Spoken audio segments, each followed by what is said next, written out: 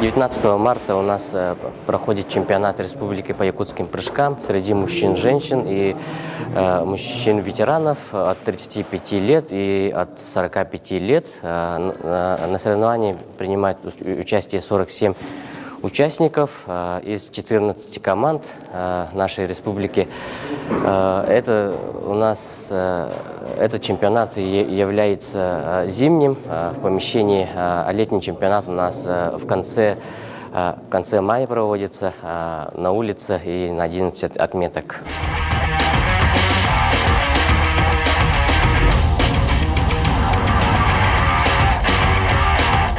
Отостаны ден хамай би өвгөлөбүт ойнуулары манна хамай үшө качествоты болар түрген координация шө булакта онна атактарын атак бутчина сис бутчина бес барды шө булакта.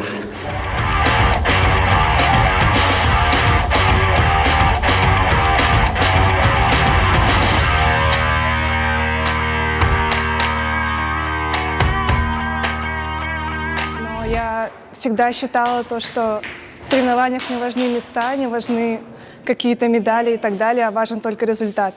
С каждым соревнованием важно улучшать свой личный результат, тогда ты будешь для себя победителем.